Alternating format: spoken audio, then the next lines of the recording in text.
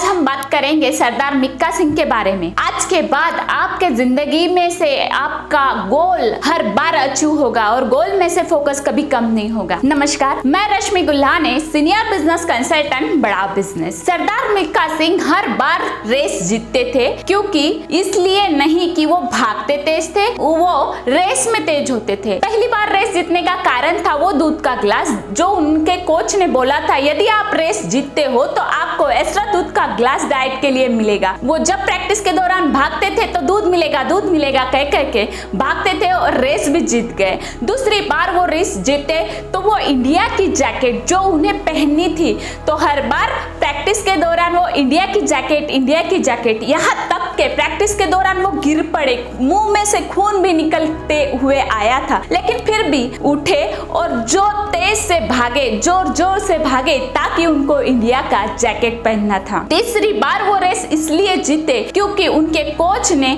जब वे ऑस्ट्रेलिया में रेस हार कर आए थे, तब उन्होंने 4:5.9 का गोल उन्हें लिख के दिया था, जो कि उनका गोल क्लियर था। और उसी रेस में उनको फ्लाइंग सिख का किताब तक मिला, क्योंकि उन्होंने अपने गर्लफ्रेंड को प्रॉमिस किया था कि मैं जब भी मरूंगा तो मेरे नाम से इंडिया को छुट्टी होगी। ये सभी छोटे छोटे गोल्स को अचीव किया और उसी गोल के ऊपर फोकस किया। कपिल देव बोलते थे कि सुबह 4 बजे उठने का टाइम नहीं है तो ग्राउंड पे पहुंचने का टाइम है। बिल गेट्स भी हमेशा कहते थे कि मैंने बहुत कम चीजों पे फोकस किया है, तब जाके उनका हर एक गोल अचीव हुआ है। सरदार मिक्का सिंह का दूसरा लेसन है आइडेंटिफिकेशन ऑफ डिस्ट्रैक्शन। जी हाँ, जब वो प्री क्वालिफाइड रेस ऑस्ट्रेलिया से हार के आए थे, तब उन्होंने एक चीज के तरफ फोकस किया कि मेरा रेस मैं क्यों हारा। तब उन्हें उनका डिस्ट्रैक्शन समझ में आया, क्योंकि वो ऑस्ट्रेलिया फर्स्ट टाइम गए थे। वहां पे उन्होंने गोरी गोरी मैम को देखा था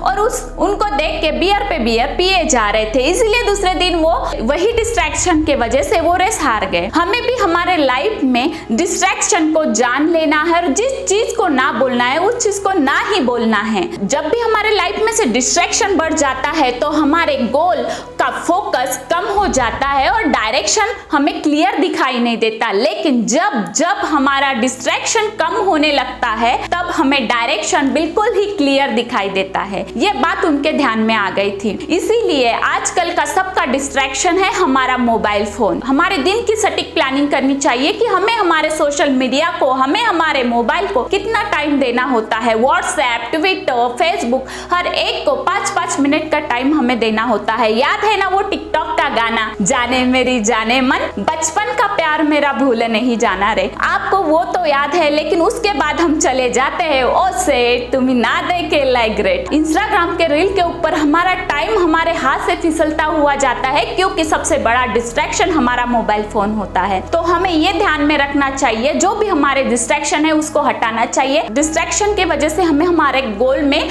कोई कठिनाइयां ना हो। तीसरा लेसन है रेज योर स्टैंडर्ड। जी हाँ, पहले मिक्का सिंह डिसाइड करते थे कि मैं मेरा पसीना निचोड़ूंगा मग्गे में, लेकिन बाद में उन्होंने अपना स्टैंडर्ड को रेस किया और डिसाइड किया कि मैं पसीना निचोड़ूंगा बकेट में। हमारे गोल को प्रूव नहीं तो इम्प्रूव करना चाहिए। हर बार गोल के अचीवमेंट के लिए एक डिसिप्लिन रखना चाहिए, यहाँ तक के उसकी प्रैक्टिस ज्यादा से ज्यादा प्रैक्टिस करनी चाहिए। जी हाँ, कपिल देव बोलते थे कि सुबह 4 बजे उठने का टाइम नहीं है तो ग्राउंड पे पहुंचने का टाइम है। ब्रूस ली कहते हैं कि मुझे उससे डर नहीं लगता कि जो 10,000 बार किक मारता है, मुझे डर उससे लगता है कि जो एक ही किक के लिए 10,000 बार प्रैक्टिस करता है। मिक्का सिंह का चौथा लेसन है मेंटर आर इम्पोर्टेंट। जी हाँ, मिक्का सिंह बोलते हैं कि मैं यदि 80 में से 77 रेस जीत पाया हूँ तो वो मेरे सिर्फ और सिर्फ मेंटर की वजह से, मेरे गुरु के वजह से, जो कि गुरु थे पवन मल्होत्रा।